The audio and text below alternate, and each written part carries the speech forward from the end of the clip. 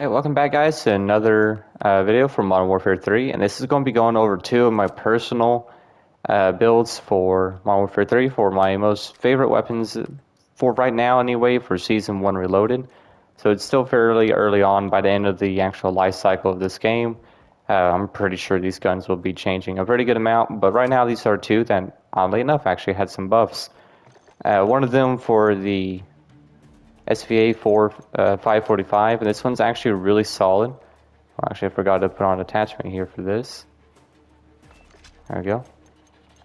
But all it really is going to be for the SVA 545, really a gun that technically does, on paper anyway, have the best time to kill when it comes to any Modern Warfare 3 assault rifle. Now, the FR Advancer from Modern Warfare 2 definitely beats it out just by the pure fire rate, and it's also its damage buff that it had. So this gun does have a little bit of competition, at least one or two different guns that can compete with it, but it is very odd on a whole different level here. So it is the AN-94, so normally when you go into a gun range, or when I go to single fire, or I can't right here, but every time I fire, you can see that 2 rounds empty out from the gun. So nothing new really when it comes to this kind of assault rifle.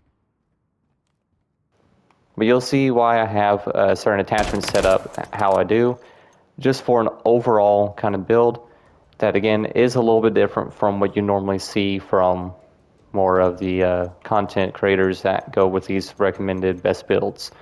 So generally I run just a Slimline Pro optic, probably go up to a 2 times if I'm really trying to stretch it out. That's kind of dependent on what kind of map you're running on, so if it has better sight lines I'll swap it off. Kind of an optional type of attachment. Everything else is pretty well set in stone. Stock, I went with the McKeeve R11 stock. This gives me movement speed, aiming stability, or firing aim stability, gun kick control, so it's just general accuracy without really hurting hip fire. Sand spread, sprint to fire speed, mostly, and hip fire, or aiming idle stability and sprint to fire speed just by 2.8%. So it gives me a good amount of benefits when it comes to general movement without really hurting my accuracy all too much. And this gun is actually really solid. So again, it is a 5-shot kill. Again, with the 2 bursts or the 2 rounds, if you do hit those first 2 rounds on your initial gunfight, you'll get yourself a really quick time to kill, which isn't too bad at all. You can also tap fire it for longer ranges, and since you are landing those 2 shots instead of the normal guns that are firing 2 or firing 1 round, you do technically have more damage output at longer ranges, add a better accuracy. Now with this kind of build though, you can't do select fire. It doesn't do anything technically. You can still have the burst fire. You don't need to do a select fire in order to use it. But by doing that, you just have to just tap it and full auto. It doesn't really make much of a difference. But I don't have that because I do have the underbarrel flamethrower, or the Jack Purifier, which is a really cool aftermarket part. I'll be going over why I have that on there in a little bit. Rear grip, same thing as the stock, just kind of making it to where it is better when it comes to mobility without hurting my gun control too much, just 6% across the board. And overall, it's not too bad, especially with this kind of gun that you can tap fire. It just from that built-in mechanic, it doesn't necessarily need to rely on consistent shots being fired off and on unless you're running into 2 or more people. And that's when the Purifier comes into play, and also for another reason. But after that, you don't really need a massive magazine either unless you're running in Warzone. This is also a really solid build to use in Warzone, by the way. You just run armor piercing rounds just so I'm able to get guys behind cover. Again, this is supposed to be for any kind of situation that you run into. And then finally, for the armor piercing rounds, it doesn't do anything when it comes to cons, so you don't need to worry about any kind of drawbacks here. It just gives you bullet penetration and vehicle damage.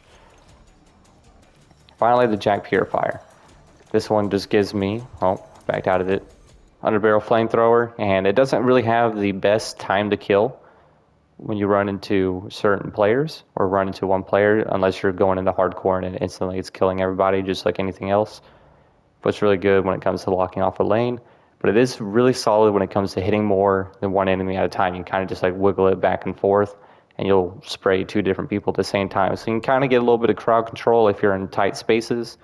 The underbarrel shotgun does not do that. Despite it being a shotgun, Corpus Torch, especially one with the incendiary rounds to it.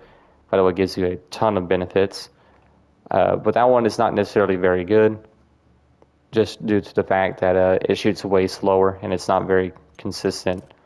I run that on there just to have some crowd control, but it's also really solid against riot shield players. So anyone that's running a riot shield on their back, you can swap to a Jack Purifier, or if they're holding one in front of them as well, swap to this and you shoot them with it. It'll completely ignore any type of protection from the riot shield, and it'll cook them from the other side. So that's really the main purpose of this attachment. It's not supposed to kill very fast, but it's supposed to kill somebody that cannot shoot back at you, is essentially what it's supposed to be used for, despite it not being underbarrel flamethrower. What more needs to be said? Burn it all down.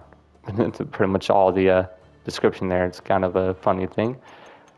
You can, I will say, outside of the optic, ammunition, outside the armor-piercing rounds, I would recommend, if you don't want to go with that, run overpressured, really solid when it comes to actual really solid combat, or when it comes to flinching for longer ranges. And this gun, since it does have a 2-round burst, like I said, you can have a little bit more damage out longer ranges, and if you have overpressured on, you can guarantee you have a really high chance of living for longer range kind of fights, which is actually really solid. So this gun's not bad at all. You're just going to have a little bit of skill in order to have those initial shots fired. If you miss those, you kind of plummet when it comes to time to kill.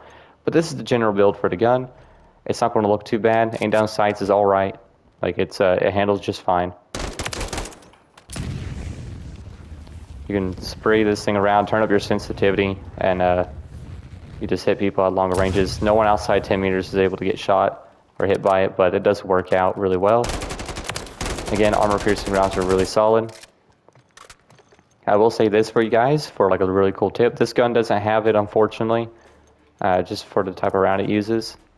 But all the incendiary rounds you get from LMGs, a very select few, assault rifles, battle rifles, and everything higher up. No SMGs, I don't think, really uses them, or handguns either. But if you use incendiary rounds, they act a lot like the Dragon Breath rounds for shotguns. So when you shoot someone, it'll actually do a little bit of damage to their EOD perk, which will destroy the actual clamp to EOD, and you can also follow up with any kind of grenade or something. If you run out of ammo, just hurry up and toss a Simtex near them, or grenade or something along those lines, and they'll finish them off. They have no protection against that. So in very weird situations, that can also be pulled off, but again, this gun just doesn't run it. After this, I want to go to the Striker 9. So honestly, I'm running this outside of the AMR 9, so it's really solid. It's one of the lowest recoil SMGs you can run, and I'm just running this because it's very consistent. It doesn't really have the best time to kill when it comes to every other SMG, but it is very good when landing shots. It's just generally going to be feeling better. You're not needing insane raw TTK when you also have to take into account accuracy. Like, you got to land every one of your shots. So this is going to be like a really weird, different version or different flavor of the SVA 4 or 545. For this one, I'm running a longer barrel. I'm going to be running the Striker Elite long barrel, just kind of make up in its shorter ranges compared to other SMGs. Again, Slimline Pro optic. I don't think you're really going to be changing many things when it comes to optic. This is an SMG. It's not supposed to be excelling at mid-long ranges. It's supposed to be doing decent at mid-ranges. Rear grip, I put on the tack grip.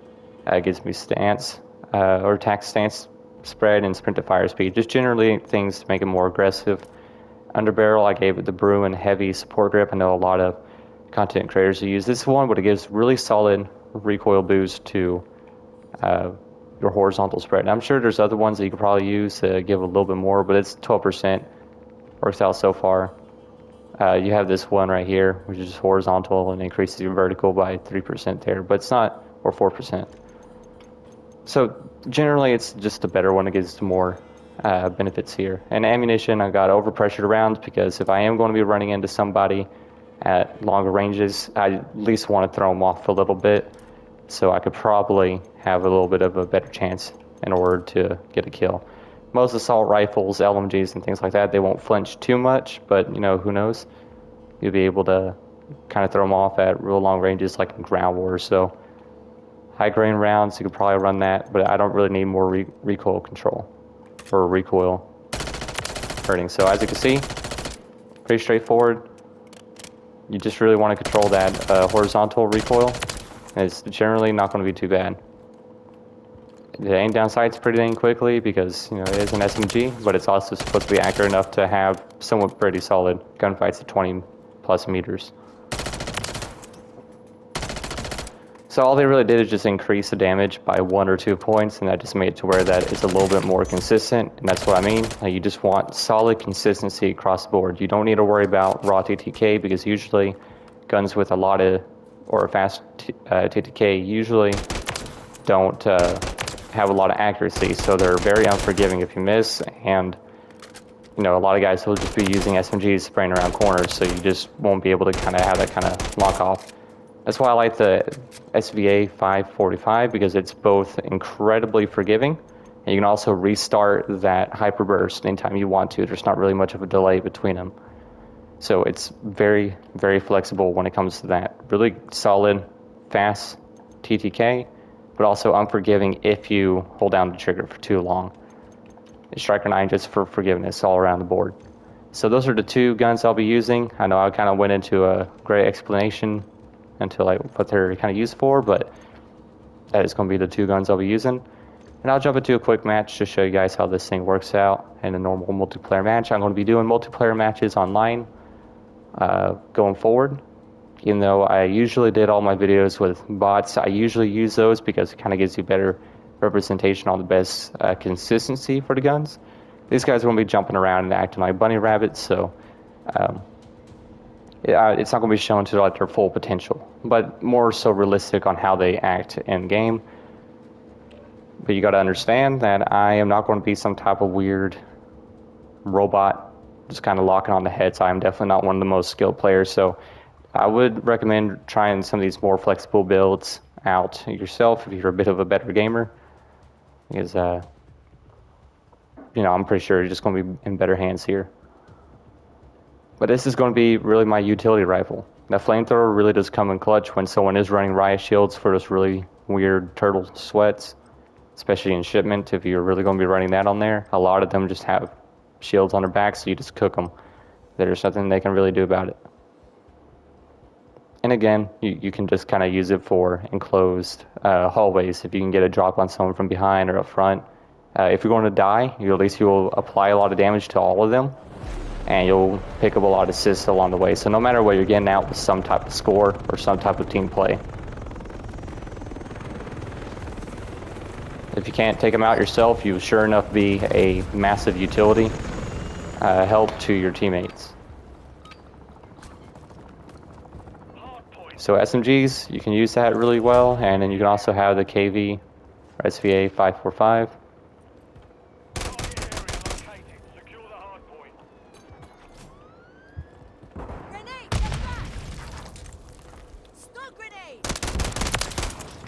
See, I tap it for the most part, but you don't need to do that. That'll probably get you killed, not gonna lie.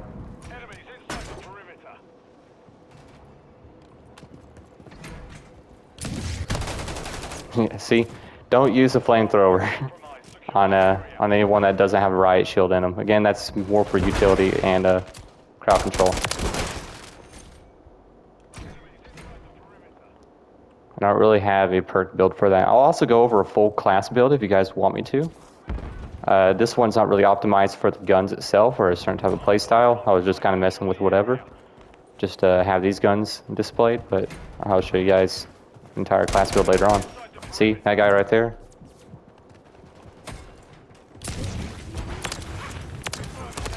That's what we want. It actually shows it off pretty well, hitting 2 guys at the same time with the flamethrower. Exactly that situation right there. Actually glad that came in handy. We're gonna actually show that off in this match.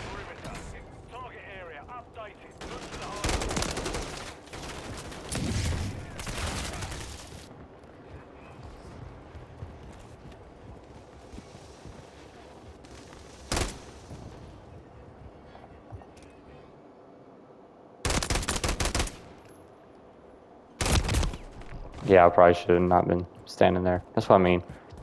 Some calls are just not the best ones to be making. Like standing still.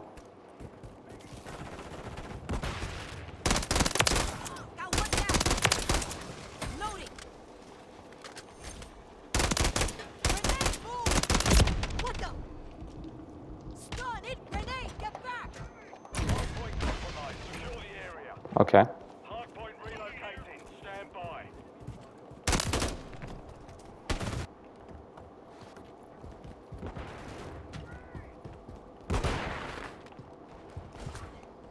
Hardpoint relocating. This is swallowed, or swallowed, a solid choice. I try to say two words at the same time. That's wild. Anyway, I probably should have done takedown on him, not gonna lie. Solid choice for the Striker 9 as well. It's going to be, like I said, not going to be the fastest killing gun in the world, but it is going to be a little bit more accurate at longer ranges. And that's what I'm going for, is flexibility, not time to kill. Hardpoint compromised. And that's kind of hard to find with most guns. Like, these are going to be very far and few between. It's able to hold those kind of routes, hold those kind of rolls. That's what I really want them to do, is just make it to where most guns, like if they're are going to be unforgiving and hard hitting, at least make them consistent in doing so. Like this one's not necessarily hard hitting unless you're able to actually be pinpoint accurate with it. And even then, you know, most people just end up shooting it in a burst fire like I do, even when you have it in full auto. And again, technically on paper, you don't really want to do that. Spraying it in full auto will give you better time to kill.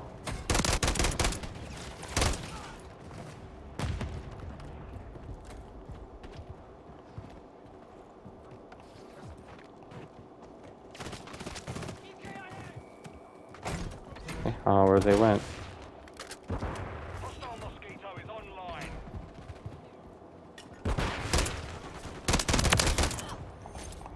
Tossing smoke grenade! Grenade!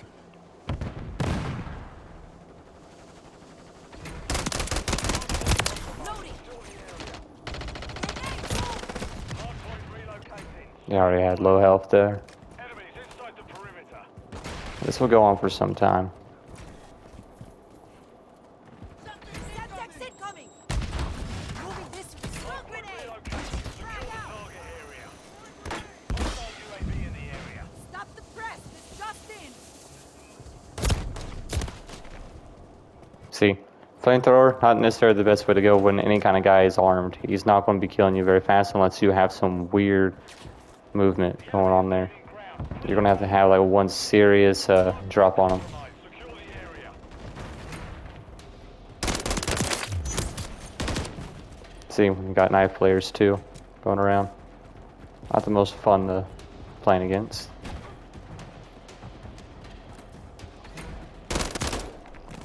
Whatever. Enemy UAV active.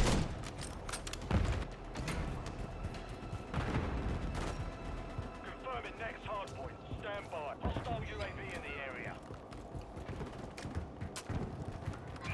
Yeah, I'm not really using off my SMG all that much. I'll probably swap to this now. So I mean, like the assault rifle is just really good. It just fills a very certain niche. That is very hard to come by right now in MW3. I hope that they'll actually continue to make more buffs like that, where the guns are good and not feeling like trash. Okay, so right now all of them are even like burst fire guns, right? They don't even kill in one burst, and even if they don't, they all feel like trash. Like they buffed the FR 5.56, or the 4-round required burst rifle, or the one that has a 3-round burst, so you have to follow up with the second one in order to kill them. So it's solid when it comes to longer ranges, but it's not very good when it comes to close ranges. You're going to lose every single gunfight because of how unforgiving it is. Since it needs another burst, it's just not built for any kind of engagement at all. All the aftermarket parts are kind of trash, where they're supposed to fill in certain roles that's supposed to do very fine. So it's just kind of an odd situation going on. Swapping mags!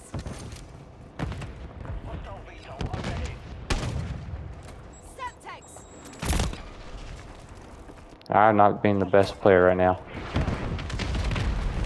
Last match, I came on top of the board with the worst guns in the game. You guys can watch it if you already want to, or if you already have.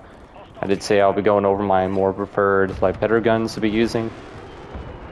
And this is the one to follow up on that.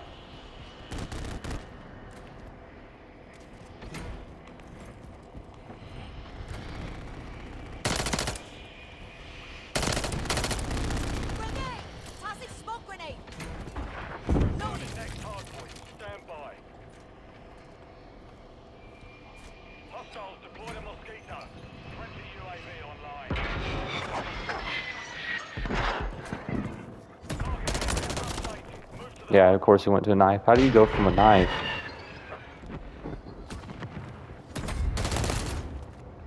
Oh, he must have a throwing knife. Okay, gotcha. Secure the area.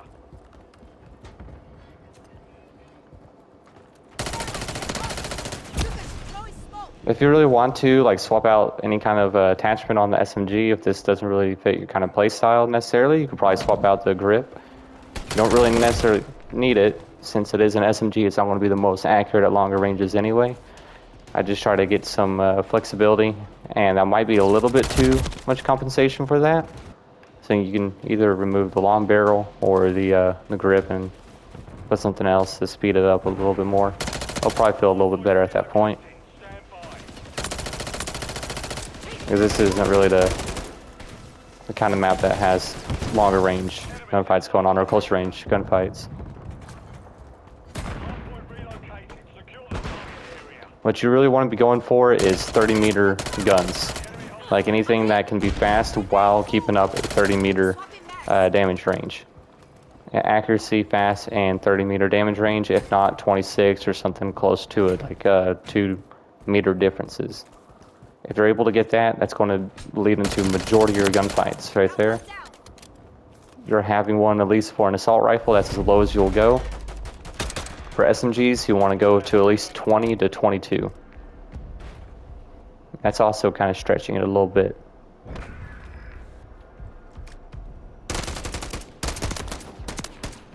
Or, no, not necessarily 20 to 22. It's more like 16 to 18, really. So close to 20 meters, really, is going to be like your up close and personal type of deal. 30 meters is what you're really going to try to go for when it comes to assault rifles. That's your good median where you're going to be running into a lot of things. So you just want to hit general formations here. So like for the SVA, you got 31 meters or 31.8 meters on the spot. Still generally good handling, consistency is really high, and potential time to kill is right there. So this gun is absolutely perfect across the board. Striker 9, you have up to 12 meters, which is a little bit low, not gonna lie. So you can run that differently if you really want to.